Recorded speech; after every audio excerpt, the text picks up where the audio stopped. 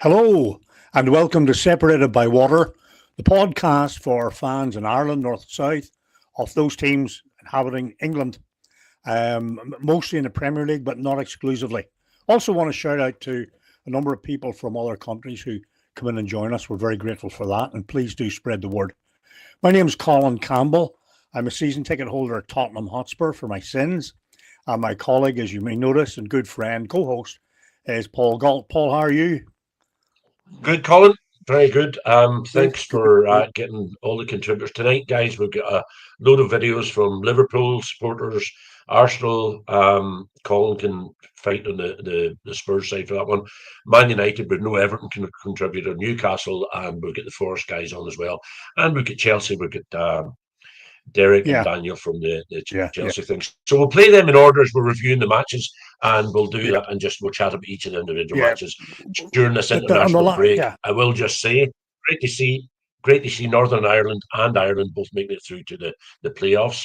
Um, yes, indeed. uh, Yeah, indeed. Troy Parrott, Troy Parrott getting a hat trick, fantastic, and for me, Ex-Lily Northern White. Yeah, Ireland getting through to the playoffs as well. yeah, So here's hoping that it's going to be a good summer yeah. for all concerned.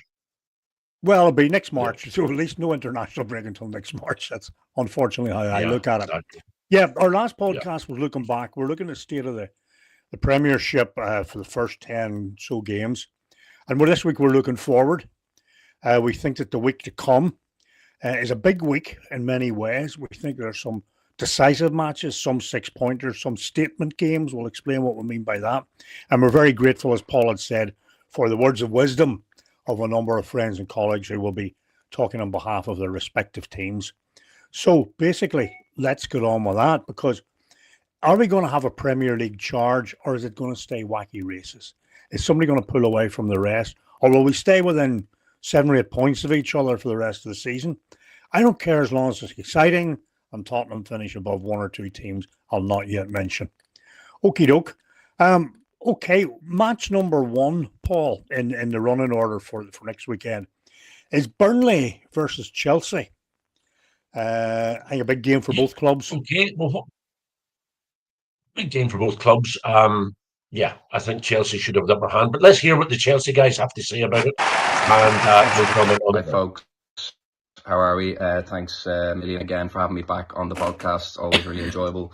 So just here to give my prediction for the game against Burnley, first game back after the international break. These games are always a bit of a banana peel. You know, the early kick-off straight after the break can always cause trouble. And, you know, these type of games are the ones that we've, you know, notoriously struggled with, certainly over recent times, playing against low block teams who kind of just want to stop you from playing. So we'll be coming up against that again against Burnley. So, but our performance just before the international break against a similar team in Wolves with the 3-0 win, struggled a little bit in the first half, but we managed to, or our quality managed to show through in the end. So I'm expecting a little bit more of the same in this game. Obviously it's away from home this time.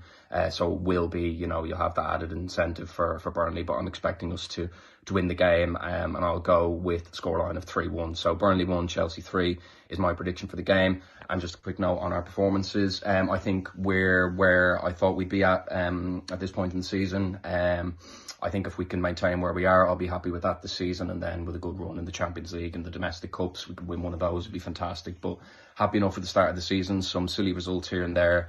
But I think a lot of those drop points were because we were down to 10 men, you know, whether it was through our faults or not.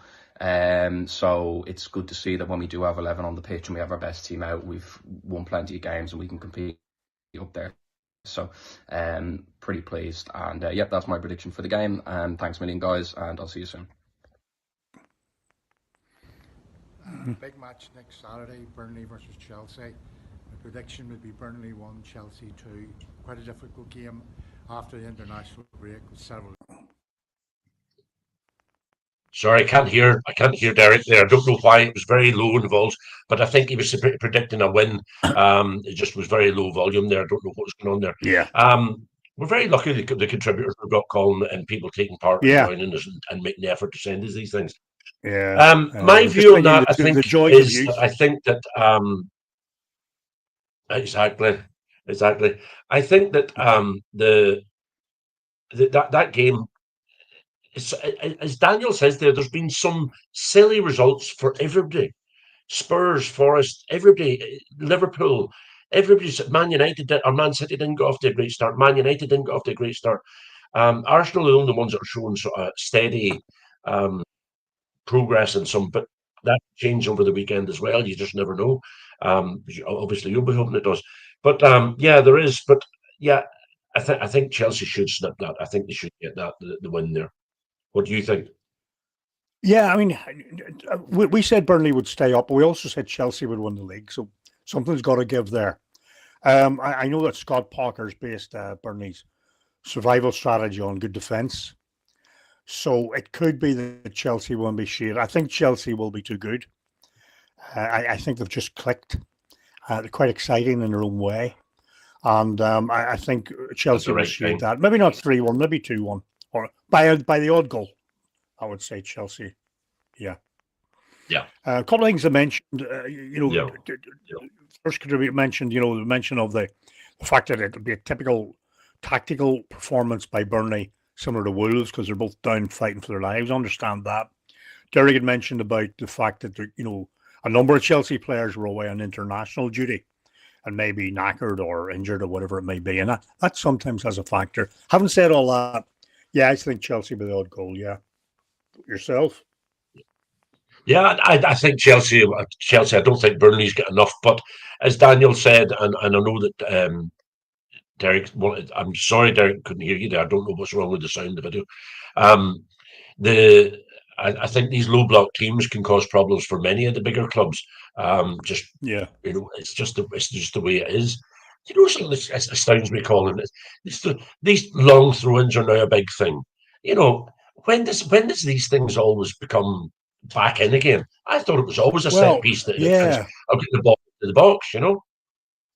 The first I remember was actually Chelsea. It was Ian Hutchinson in the late 69, 70, 71, around that period.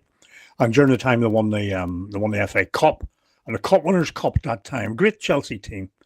And he was one of the purveyors of this, where they got a very, very long throw into the box. It then went away and came back with Rory Delap, as I recall, for Stoke. But it was frowned upon then. Tony Pulis was frowned upon for set pieces, and it was like Wimbledon-style football. To me, it was like whatever gets you there, Exactly. And I'm a great admirer, for lesser experienced or lesser talented teams to use whatever they can. I admire that. Maybe says something about me. So it is back, and interestingly, Sunderland battled against that last week with Arsenal by moving the hoardings closer to the line. So they moved them in closer to the pitch to give them less running. We'll probably see that now, and then there'll be pressure to move them back because somebody will be injured. But yeah, interesting the way, things come in, things come out. Yeah, and we're getting crosses into big centre forwards again, except if you're Spurs. Okay, doke. Yep. We'll move on then to match number 2, which Liverpool, we have Graham Henry and Big Les Macaulay, who I have to say are sounding quite cocky in their predictions. And we will wait and see how their cockiness will learn through or not. Here we go. We'll listen to what they have to say. Hello, gentlemen. How are you? Good evening from sunny Ballymoney. You're looking at a score prediction for the Mighty Reds at the weekend against Mr. Frederickson's team there, Mr. Frederickson off Nottingham Forest. A bit of a tough spell for the Mighty Reds, but I think it has to kick back round soon. I think it probably will at the weekend. Unfortunately for Forest, we should be pretty full strength. I think Alisson Becker's back and goal, so hopefully that gives the centre halves a wee bit more confidence. But I'm thinking about 3-1. I'll go for 3-1. I can't see us keeping a clean sheet. I'm not particularly confident of a clean sheet, but a 3-1 win. I'll go for that. And I also fancy Spurs for a wee upset of the weekend as well, Colin. So good luck to you. Hi Paul. Big Les here, all the way from Belfast Christmas Markets. So predictions for next Saturday. The Mighty Forest are coming to Anfield to take on the champions. So predictions wise, I'll go for Liverpool 3-1 win. Basically because Liverpool are far superior team than Forest, no disrespect. But yeah, we're at home, we're going to win. End of. Cheers guys, happy Christmas everyone. Okay. Do you ever hear hockey a bull in your life? Well, there's more to come. I have a couple of comments that come in from, if we could just add them now. Thanks all to Sean O'Kane and Paul Wilson. Despite being Liverpool fans, they are good friends of mine. They're predicted, unsurprisingly, a Pool victory. Sean's glad the international break's over like me and thinks that home form will bring Pool a 2-1 victory. Paul Wilson, who was at the match last year where Forest won, is a little bit less confident because of the Dyche effect, but he thinks they'll get there 2-1. So it's 3-1 or 2-1. What do Forest say about this? Well, the first guys, I play the first guys here for you now, and we'll just see what they have to say, and then we'll go. Hi, folks. Just a quick shout out to give a prediction for next weekend's game against the mighty Liverpool. I predict that if you don't keep your wallet in your pocket and your zips closed up, you will lose stuff. But apart from that, what's going to happen in the actual game? I think Liverpool's a free hit. It's a free hit because, not many people go to Liverpool and win, and we broke that duck last year. What will happen now? Look. Realistically, and it breaks my heart, but 3-0 Liverpool. Being realistic, I'd love to see Forest even drawing or winning or what, but realistically, it is a free hit, and anything we get from there is a massive bonus, an absolutely massive bonus. I would probably settle for a narrow defeat and no injuries, so we can then take it out on the teams around us. But look, I must point out actually that I'm not actually going to Anfield. I don't like the place. I don't like the way they boo us and are very sarcastic, even though we are the only club that carries the big banner in support of the Hillsborough disaster. But look, a free hit. If it's not more than 3-0, I'd be happy. Thanks. Hi Paul, hi Colin. My match week 12 preview for Liverpool versus Nottingham Forest at Anfield. I'm a little bit nervous about this weekend. I haven't got a clue what to expect. I think Liverpool are having a very indifferent season. People like Florian Wirtz, Salah, are not performing at all. Salah, he's been having a half decent season, but his standards, he's been nowhere near. And obviously, Liverpool have spent a lot of money, and they are nowhere near, top of the table where they were running away with it last season. My own team, Forest, it was so good for us to get 3 points before this international break against Leeds at home.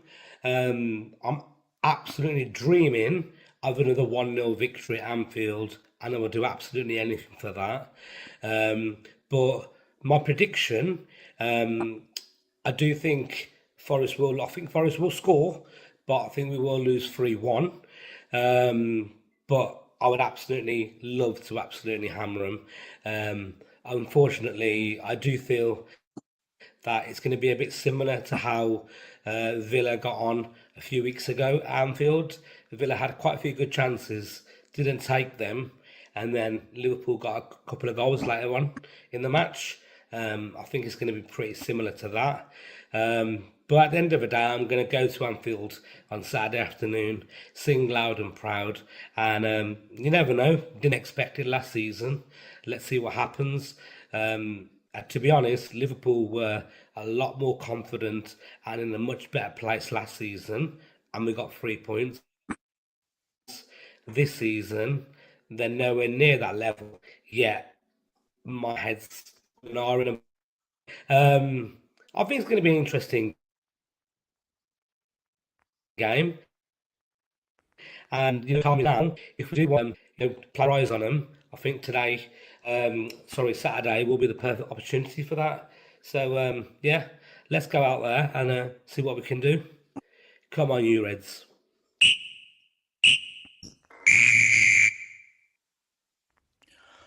Okay, The Paul. internet there can maybe stall a wee bit. Good, Yeah. good summaries there. How do you I call think this one? so. Very good. I Realistic. think we realistically, I believe that um, after the win against Leeds and a bit of we were on an upward trajectory, and they're a wee bit. We had a very tumultuous start to the season with managers off the pitch noise that was putting the players off. They're back in form again. I feel we're going there with our tails up, and I think we can get a draw. I'm hoping we can get a draw. Everybody else, all the other four contributors there, Forest and Liverpool, are predicting a 2-goal victory by Thank you for Liverpool. So I 1-1. just always have You go the for faith. 1-1. I'll write I'll down go your for a 1-1. draw. No, there'll be more than 2 goals in it, I think. But I'll go for a draw. I don't know the 2-2. numbers. But yeah, 2-0. You go for a 2-0. I'll draw, go for innit? A draw, 2-0. 2-0. Okay, Yeah. well, I'll put PG against that because I don't want anything to do with that one. What do Okay, you very think? interesting. What do you I think? think Liverpool. I think Liverpool will win. I also think Liverpool will get a penalty. So there you go. But I do think this is not about what I hope. It's what I think. Which is more difficult. Okay. Next match. Sort of just have a quick chat about this. Bournemouth versus West Ham. Now, Bournemouth are 9th with 18 points. West Ham 18th with 10. There's quite a big space there. The only difference is on very recent form, West Ham under Nuno have a couple of wins, and Bournemouth have faltered ever so slightly. So from my point of view, I think we'll say a statement game. The statement here is for Bournemouth to say, no, we're still up here. We deserve to be up there, and we're going to stay, and we're going to do that by winning at home. West Ham's statement is we're on the up and up with Nuno, and we can go away and get something, like they've done at Everton or Leeds, So, excuse me, I think that'll be an interesting game. But having said that, I'm just going to slightly tip Bournemouth. Okay? Yeah. By one goal. I'm going to Any go the thoughts? other way. I'm going to. I think going down to Dean's Court, or the Vitality as it's now known as, they've got a trip down to Bournemouth from London, 4 hours down the road. Maybe less from London, I think, from Nottingham. But anyway, it's a trip down the road. I don't think West Ham have much to show. I'm going to predict a Bournemouth win. 2-1. Home win. Bournemouth. Home win for We'll Bournemouth. both agree. We're both agreed on Bournemouth by the odd goal. Okay. Yeah. Yeah, and that will probably put a reality check on, West Ham are in a relegation battle, and maybe that's what they are. I would have every reason to hate West Ham and all. I don't. I really don't. I like to beat them, but other than that, I'm nothing against them. I think through the years in my generation, they're always a very exciting team to watch. And if they stay up, of some West Ham fan friends, good luck to them. But in this particular match, I think Bournemouth will edge it. Okay, match number 4 is one of those ones. Now, it's Wolves versus Palace. Wolves are bottom of the table. They're 20th with 2 points, yes. And Palace are 10th, halfway down or halfway up the table, with 17. And I think that's the biggest differential of points in the matches this week coming. So what does that tell us? Well, from my point of view, if I may say, I think this match will be interesting. Let's call it the Edwards factor, the Rob Edwards factor. We discussed this last week, whereby he was doing well with Middlesbrough. I'd been a fan of his somewhat at Luton. And surprisingly to many of us, Wolves came knocking and he agitated, or let it be known he was keen to speak to them. Middlesbrough quite understandably said, well, stuff that. Stood him down, and he's now away. Some people would see that he's gone to take Wolves down rather than take Middlesbrough up. I think that'll be close. That'll be close to the truth. So he must have faith in the length of contract he has to take him back up again. Will there be the Edwards bounce? Like there was a Sean Dyche bounce or whatever. No, I think Palace have too much. I think Palace, like Brentford and others, lost players during the summer. And despite that, they had a wee bit of turbulence on the way there. But I think they've enough to beat Wolves. I think they'll beat Wolves. I would see it 2-1. Yeah, I would tend to agree that the new manager bounce is a thing. There's no doubt about it. A new Yeah. manager comes in, new bounce, they go out, they play their very best with the new manager, trying to secure their place in the team, etc. But I don't think I just can't see that Wolves will get anything. They've sold players left, right, and centre, and they haven't replaced them. And if they don't do something in the January window, I think they're dead cert to go down.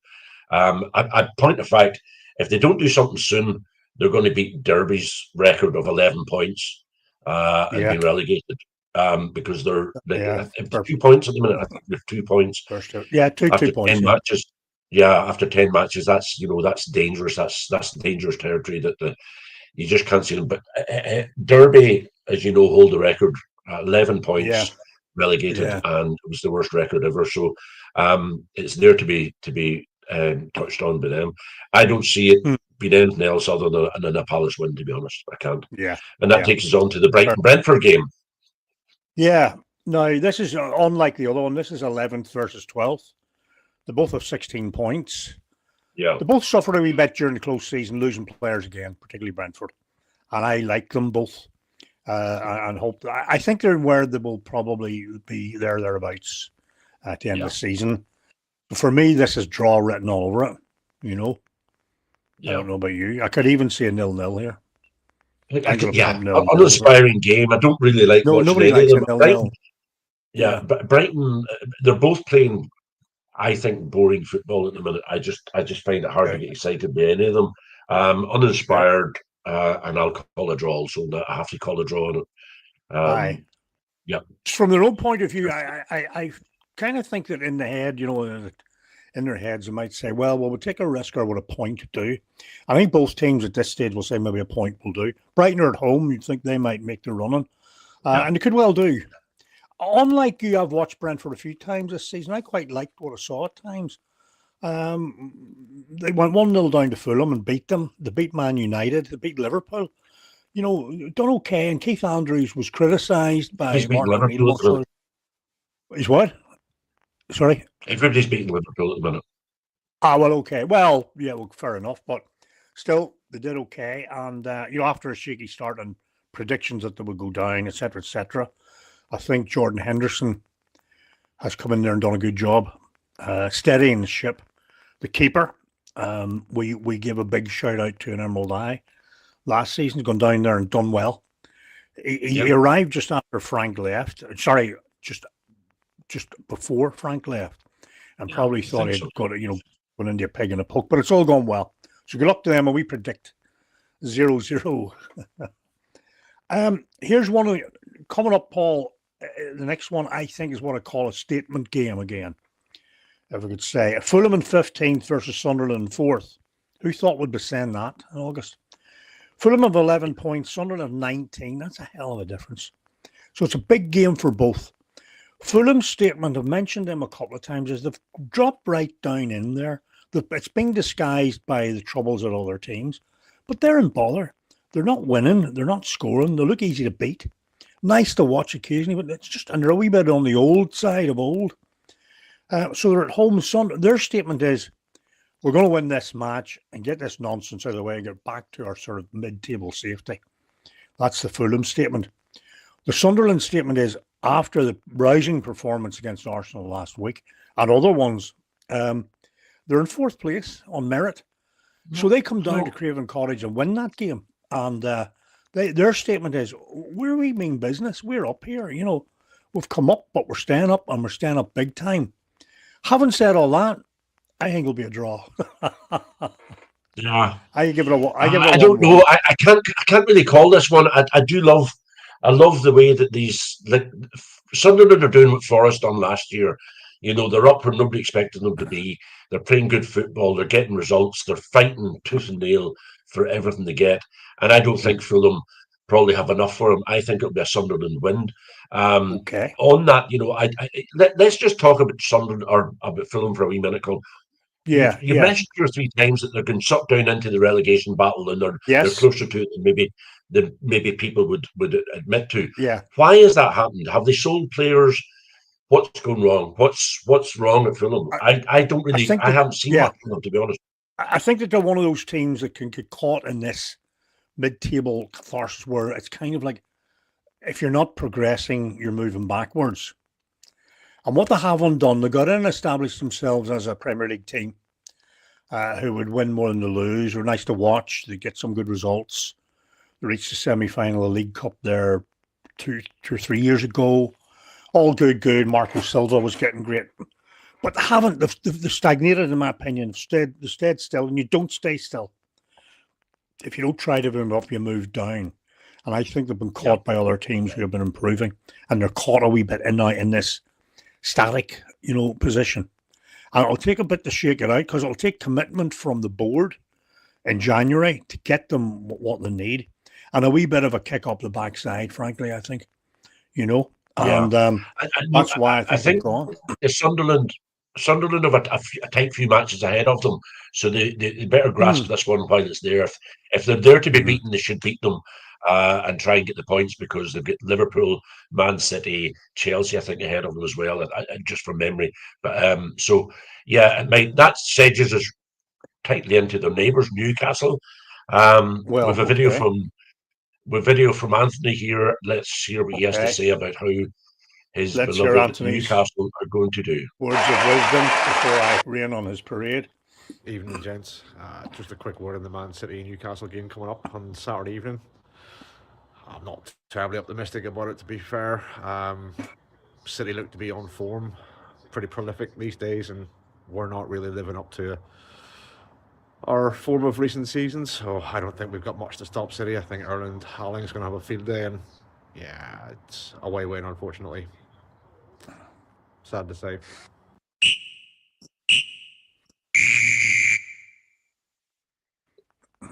I agree. I think Eric Haaland, he's going to run havoc with that defence, that Newcastle defence. I can't see them doing anything with it, to be honest.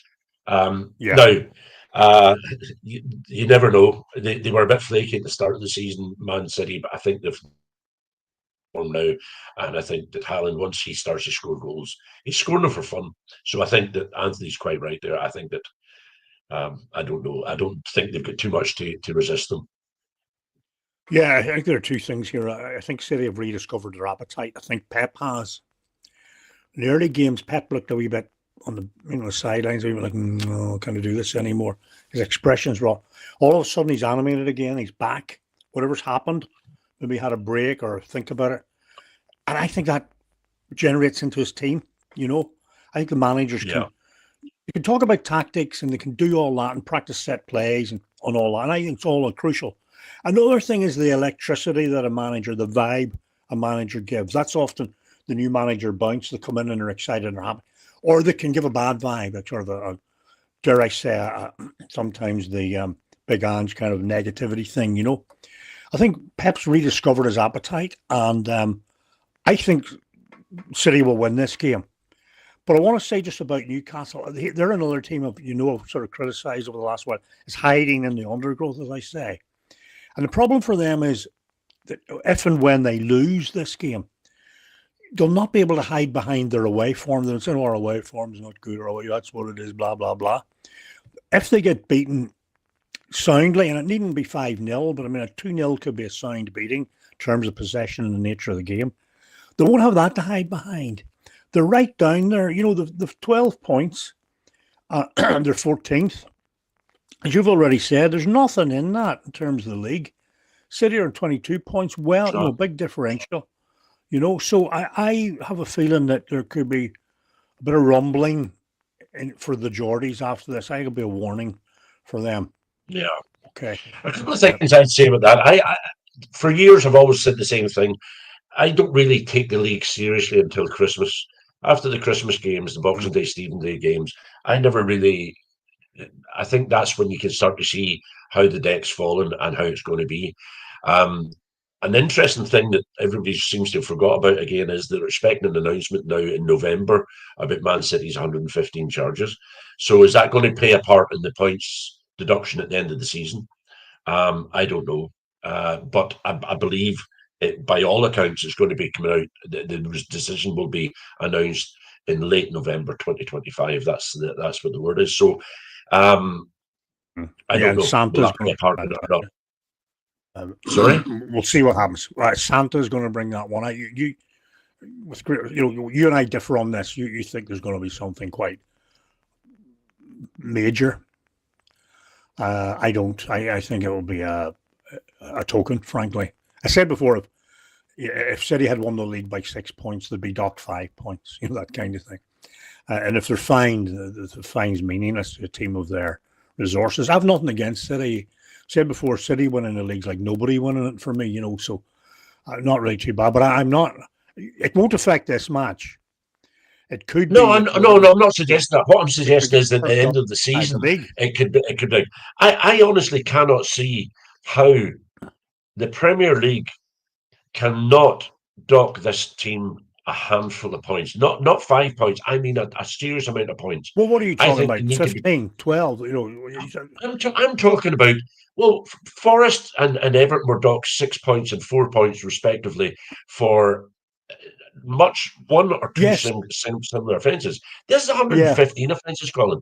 And I don't see how, in all credibility, that the Premier League can ignore this and say, oh, there's 115 charges, we're just going to give you a fine to one of the richest clubs in the world. It's ridiculous. What they have to do is they need to dock them points and make it a fair game.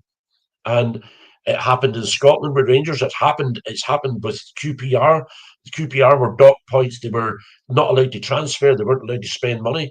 So how can they make a difference for City? I just can't see how they can treat them they'll with find the same. A way. I think the delays are finding a way. And what it could be is that there's a transfer embargo. Now, the thing that will affect City least is probably a fine. The thing after that is a transfer embargo because of a pool of brilliant players. And the one after that is points deduction, which would, I think, scare them in the context of, would it change the outcome of a title? If there were only 2 or 3, 4. But I get the feeling City have sort of decided they're going to win every single match from now on and win the league by 12 points and then be docked 10. That's what, I just have this feeling. No, I'm not saying you're wrong. I'm saying in all accountability, how can that happen? I know that.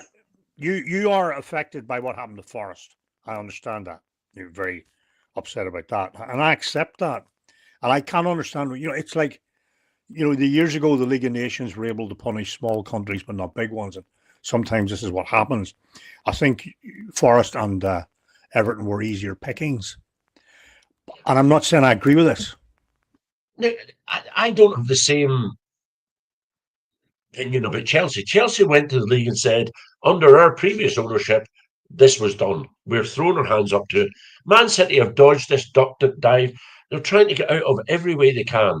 So it's like, there's no mitigating circumstances. They haven't given themselves anything to work with. They fought it tooth and nail. So if it's a guilty charge, then it's a guilty charge without any mitigation because they came and said, we feel it. Anyway, we didn't plan to talk about that. It bugs I know me.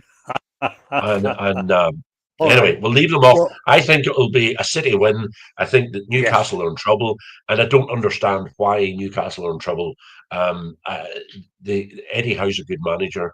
I think they had a good pool of players. A couple of years ago, we were looking at them. We thought they were going to be Champions League contenders for a few years coming, and now they've slipped away down, and I don't understand why. And I'd love to maybe get Anthony's opinion on that. What has happened? Well, I think it would be good. I think they're a bit flaky, to be honest with you. Yeah. And I think Leeds Villa. Okay. Leeds Villa. And throw it in. If anybody's like, we've got a few people listening. Andy wants to throw comments in there. Oh, Graham. There you are. The brown envelope brigade. That sums it up, Graham. That sums it up. Well, 100%. Could do. Anyway, onward to Leeds and Villa, I think is another statement game. Leeds are on 11 points. Villa at 6th on 18th. Leeds are 16th. They're down there. Now, why is this a statement game? Leeds need home form.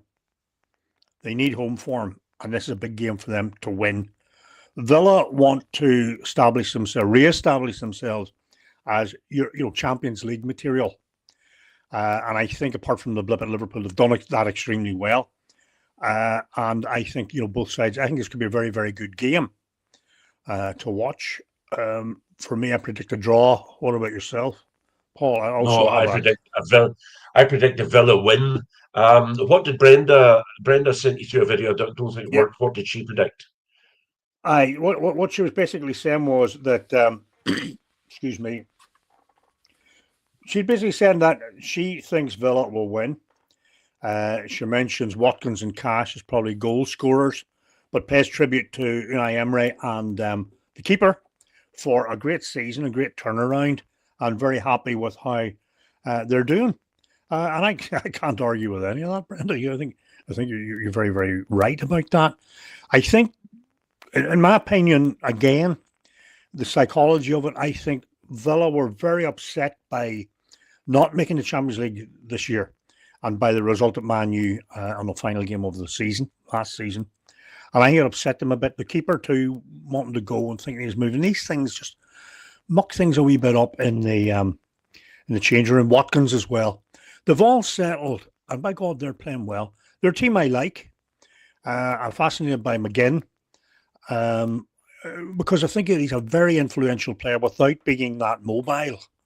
In this day and age, he's not box to box. Well, he gets there in the end, but I think he's a great player, and I think that when he's playing well, Villa tend to play well. So, I haven't said all that.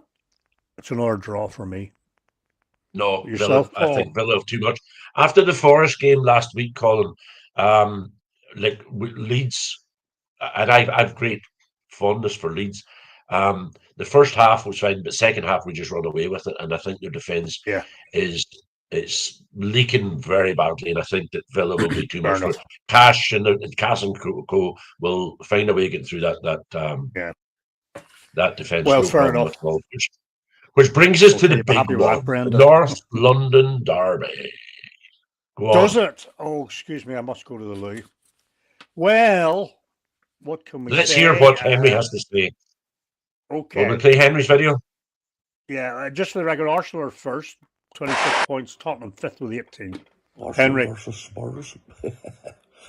All right, I'm a bit biased, but just looking at it as a strictly football, Spurs are definitely better this year, but they're not up to Arsenal standards, so I'm going to give it 2-0 to Arsenal. I was going to say on paper, but we all know who said it. Football's not played on paper, it's played on grass. 2-0.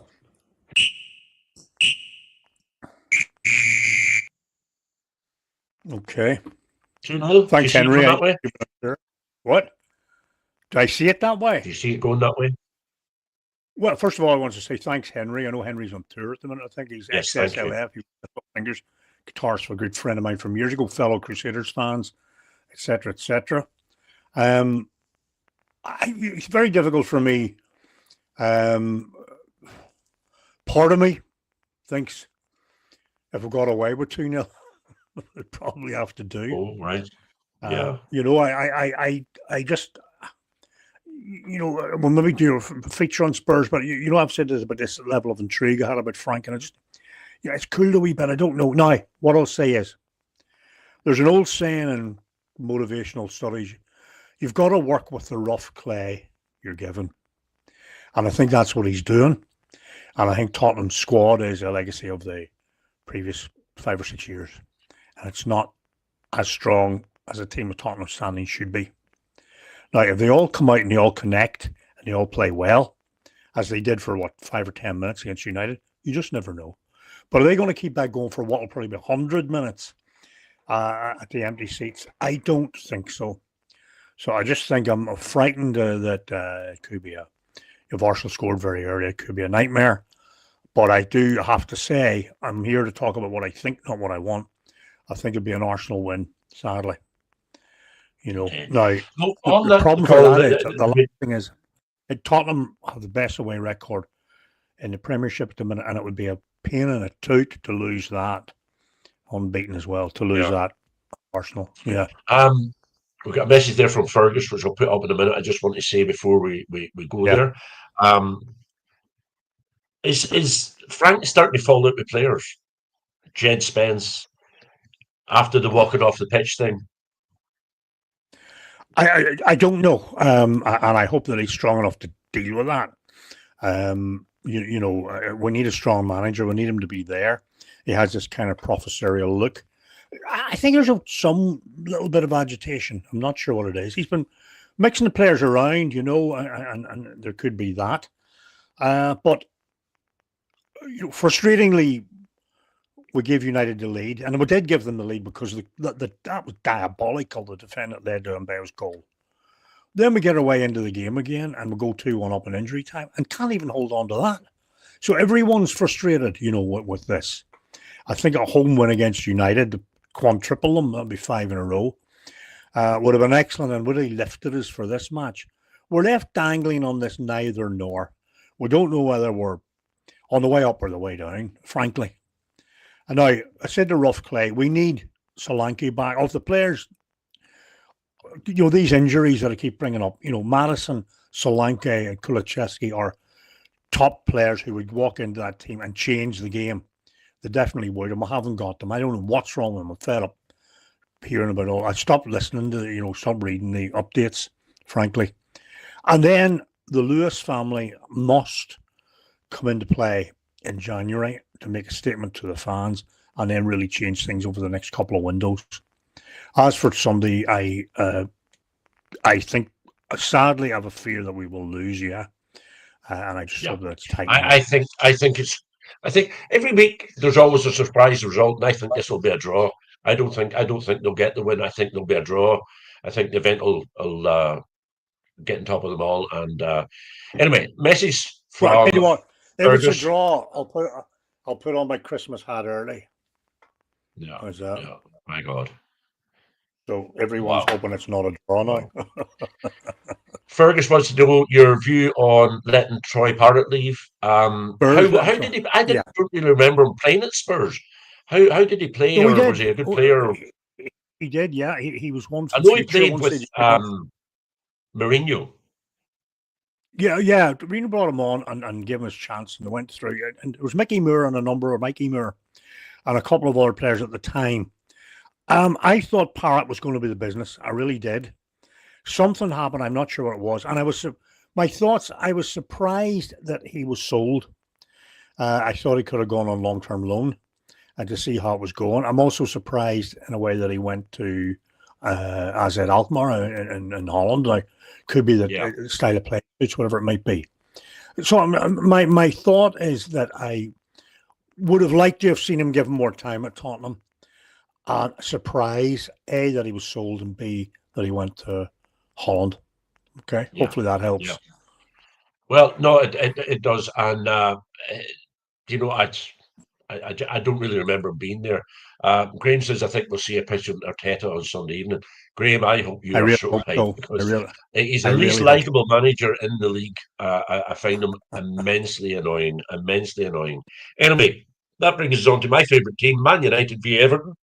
Final clip of the episode, and I think it starts with Stephen. We'll listen in there. Manchester United are at home to Everton on Monday the 24th of November. I think the last 6 games, both teams have been reasonably equal. Man United having a slight advantage. United seem to be scoring slightly more freely these days.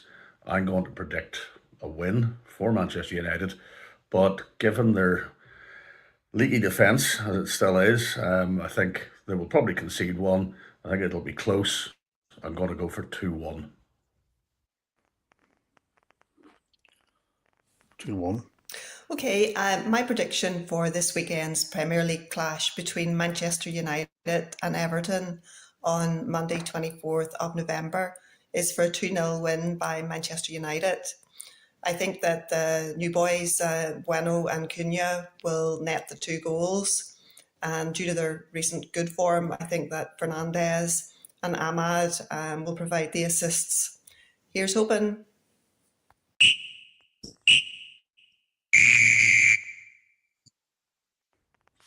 Okay. That's Thank a you work once colleague again of to all the contributors. mine. That's great. Yep. Good to see a couple. Yeah. Brenda and Janice, thanks for coming. Good. We know women are tremendous football fans with a great knowledge of it too, and we want to see more contributions that way in the future. Thank you. So, Paul, I think it's cut and dried. Man U, or is it? I think Man United should, on paper, win this. I think Everton are in a wee bit of trouble. I don't think they'll be relegated, but I think they're in a wee bit of trouble. They're not going to break any delve or pull up any trees this season. I think Man United should win it with the new players, the new signings they have. I know they're sniffing around Elliot Anderson now. He's reputed to be on the shopping list for Man United. I hope it doesn't happen in January. I hope it happens later on in the year. But I have a feeling that they maybe go to a bigger team. Maybe like he is world class, Colin. I don't know if you've taken any heed of his game, but he's an astounding player. Every time he plays for England, he gets man of the match. He's an astounding young player with a great future of him. Unfortunately, it won't be at Forest. He'll move on from us on to bigger and better things. But anyway, we can always say he was there for a while. Well, what do you think? United, Everton. Well, I think I think the statement here. There's only one team making a statement, and that'll be Man United. That they're on the up. They're 15 points now. If matches fell in a certain way, they could be in the top 3. Match results. I think they will. Everton are just Everton, where Everton will always be. You know what I mean? There's something about Everton just seems to hang around there. And I remember the Everton team of the 60s, the Everton team of the 80s, even won the Cup in 95. Sometimes they were fantastic, exciting teams. That seems to have deserted them, and they're in a no man's land, so to speak, whereby they no longer attract the top players. And the players who come in are, average enough. I think it comes down to how well coached they are. I think David Moyes suits what Everton are capable of doing at the minute, which is getting enough points to be safe and hoping for a cup run. I think they'll lose. I predict, it breaks my heart, but I predict 2-0 to Man United. Yeah, and Fergus, if you're on there, throw us in your prediction for the weekend. Would you're Man United through and through? So let us know what you think. I think so too. I think Man United going to have way too much for them. It's I wouldn't say it'll make me unhappy if they win. I've no real affiliation with anybody, but I'm being accused of being a rub or anybody but United. Be more like me. Yeah, exactly. Anyone in red. Just want to say, Graham said Big Les was very confident when he gave the prediction that Forest are going to get trumped. I got a video of him now, and I'll tell you now, if we get a draw or a win, I'm going to clip him up, and he's going to be all over TikTok and YouTube with me having my say over the top of him, because I don't think there's always a surprise in some of the games across the weekend. That's why nobody wins the pools every week, or the predictions. Yeah. So so that's. I think that there'll be a surprise among it somewhere. I hope it's Forest. I hope Forest can do the business on Liverpool. I wish you all the best in your derby. When's your next match? When are you going over next? My next game is I think it's 8th of December, Slavia Prague. I'm going over for the Champions League game, and then I'm going courtesy of your friends with you to the Forest Spurs game at the end of that week. So it's Tuesday. Just let's be clear about that. Just be clear about that. If Forest win, you will wear a Forest jersey for the next podcast, and vice versa. Yeah. Okay. Yeah. Sure. Yeah. You look and Ferg said. Ferg reckons 2-1 United. You Reds. We're the Reds. You're the champions. So 2-1. Yeah, I think that's a prediction, Fergus. I really do. I think it's a fair prediction. So excellent. Thank you for everyone who contributed to this evening. Very kind of you to take the time and do that and get them clipped up. And sorry, there's a wee bit of delay on them. I'm just not mastering how to get all these things on MP4 format. But anyway, we got through it. We got to listen to. And anything else you want to finish up with, Colin? Anything else you want to say before we go? No, I really hope Spurs get a result at the weekend. I'll be interested to see how all these things pan out. It's been very exciting for us as our podcast develops too. I think we've been able to draw out themes and issues, that others maybe don't. And I'm very happy about that. And we'll keep going. Maybe next week, I think there could be a Spurs special. Right. But we'll see how that. I've got a couple of contributors that will come on. We'll talk all matters. Tottenham Hotspur, maybe we'll call it Let's Be Frank. And we'll see which way we're going. Okay. Yeah. Thank you, everyone. Okay, mate. That'll do. We'll see how that goes. I look forward to that. Thanks those who've joined us in the comments. Thanks for everybody who contributed. Yeah. Thank you to you, Colin. And we'll see you next time. Stay safe, guys. You Reds, stay safe.